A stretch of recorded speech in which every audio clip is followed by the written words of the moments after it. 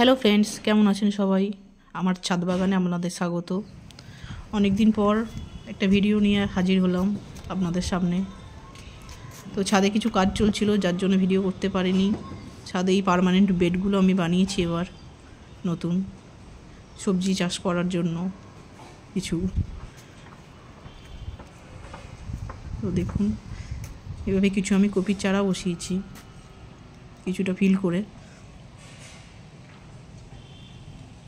তো আমি কিভাবে এই বেড ফিল করেছি সেটা আমি আপনাদের এখন জানাচ্ছি। তো দেখুন, আমি নিচের লেয়ারে নেট দিয়েছি যাতে জল পাস ভালো হয়। তারপর আমি কিছু রাবিশ আর বালি দিয়ে ফিল করেছি। তারপরে অল্প সামান্য মাটি দিয়ে কিছু সবজির খোসা এসব দিয়ে আমি ফিল করেছি।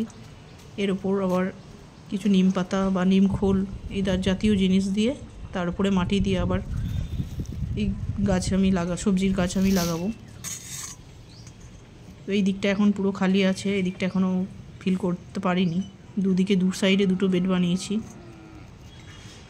তো এই দিকটাও পরে ফিল করেও কিছু গাজর, মূলো এই সমস্ত গাছ লাগানোর ইচ্ছা আছে, ক্যাপসিকাম। আর শীত পড়ার আগে আমি গোলাপ গাছগুলো কাটাই ছাটাই করেছিলাম, তো এখন বেশ পাতা এসে ফুলও হচ্ছে। খুব সুন্দর গোলাপ ফুটেছে।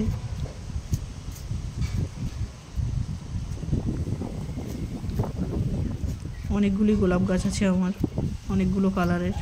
তো সবই আমি শীত পড়ার আগে এগুলো কাটাই ছাটাই করেছিলাম। এখন বেশ নতুন পাতা গজিয়ে ছোট ছোট ফুল ফুটতে শুরু করেছে। দেখতে তো অপূর্ব লাগছে আমার। আপনাদেরও কেমন লাগে জানাবেন। আর সাথে কিছু হারভেস্টিংও করেছি অল্প সামান্য।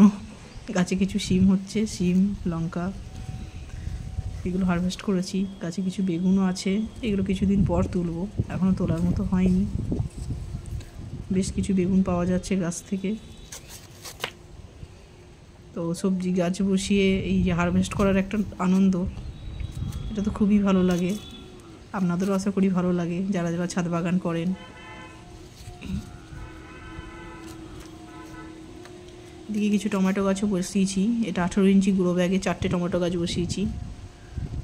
আশা করি ভালোই ফল পাবো। এখানে কিছু লঙ্কা হয়েছে গাছের মধ্যে, কি সুন্দর ধরে আছে দেখুন, দেখতে বেশ খুব সুন্দর লাগে। সারাদিন এগুলোকে দেখেই মনে হয় সময় কেটে যায়, ছাদ থেকে নামতে ইচ্ছা করে না, সারাক্ষণ মনে হয় ছাদেই বসে থাকি, এদেরই পরিচর্যা করি, এদেরকেই দেখতে থাকি। যারা ছাদ বাগান করেন তাদের এই ধরনের চিন্তাভাবনাটা স্বাভাবিক। এখানে একটা গন্ধরাজ লেবু, আর এই একটাই টিকে আছে। 8টা লেবু হয়েছিল, সেখান থেকে আর একটা আছে। এদিকে আবার ফুল থেকে ফল ধরা শুরুও হয়েছে নতুনভাবে, আরও হয়তো ফুল আসবে। গাছটাতে আবার কিছু খাবার দিতে হবে। এখানে কিছু উচ্ছের গাছ বসিয়েছিলাম, সেখান থেকে এই কলকে গাছটা তো এখন শীতের সময় ফুল দেবে না, যার জন্য এর সাথে আমি উচ্ছে গাছটাকে এখন মাচা হিসাবে ব্যবহার করেছি। ক্যারেটের মধ্যে উচ্ছে গাছ লাগিয়েছি, তো সেখান থেকে এখন মাচা হিসাবে কলকে গাছটাই আমার ভালো উপযুক্ত জায়গা হয়েছে ওদের। এখানে আমার থোকা অপরাজিতা গাছে বেশ কিছু, এখন শীতের সময় দেখছি ফুলটা কমে গেছে।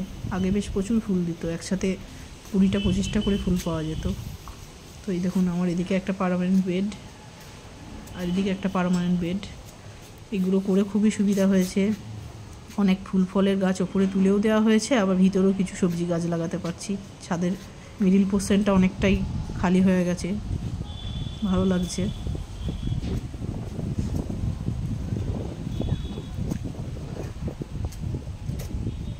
তো আপনাদেরও কেমন লাগছে বলবেন। আজকে ভিডিওটা হয়তো একটু লংই হয়ে যাবে।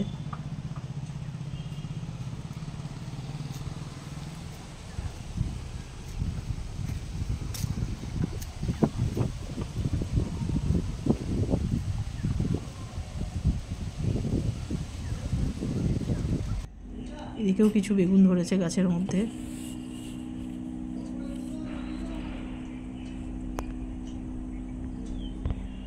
এখানে একটা ভেন্ডিও হচ্ছে অসময়ে, ছোট্ট মতো গাছে। এর মধ্যে 2-3টে ভেন্ডি তোলা হলো, একটা একটা করে দিয়েই যাচ্ছে। এদিকে কিছু লঙ্কা হচ্ছে, অনেকগুলি লঙ্কা গাছ বসিয়েছি, যেগুলো থেকে অনেক পরিমাণে লঙ্কা পাচ্ছি।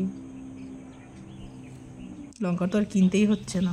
এখানে দোপাটির বীজ সংগ্রহ করে রেখেছি সামনে বছরের জন্য। দোপাটি গাছ তো এবার শীত পড়ে গেছে, আর ফুল দেওয়া বন্ধ করে দিয়েছে, এই জন্য গাছ সব তুলে ফেলেছি, কিছু বীজ সংগ্রহ করেছি। আর এই জবাটা দেখুন, এটা আমি গ্রাফটিং করেছিলাম একটা অন্য জবা গাছের সাথে। এটা একটা লক্ষ্মী জবার ডাল কেটে এর সাথে আমি গ্রাফটিং করেছিলাম, আপনাদের সেটা দেখাচ্ছি। দেখুন এই যে এখানে আমি গ্রাফটিং করেছি। তো এটা একটা থোকা পঞ্চমুখী জবা ছিল, তার সাথে লক্ষ্মী জবার ডালটাকে এইভাবে গ্রাফটিং করেছিলাম। তো গ্রাফটিং করার পর সাকসেস হয়েছি, সেটাই আপনাদের সাথে শেয়ার করলাম। একটা গাছে দু রকমের জবা দেখতে খুবই ভালো লাগে। এটা ফুল অল্পই হয়, কিন্তু সাকসেস হয়েছি সেটাই আমার কাছে অনেক।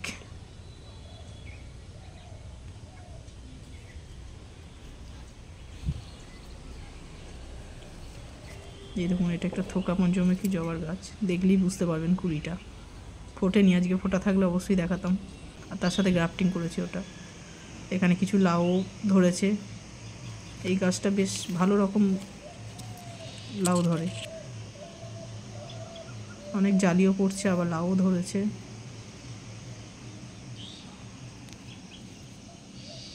এদিকে শিম গাছটাও বাড়তে চলেছে। তো ভালো লাগলে অবশ্যই লাইক, শেয়ার, সাবস্ক্রাইব করবে, পাশে থাকবেন, ভালো থাকবেন। আবার আমার ছাদ বাগানে নতুন কিছু নিয়ে আপনাদের সামনে হাজির হব। Thank you watching for my videos. Thank you so much.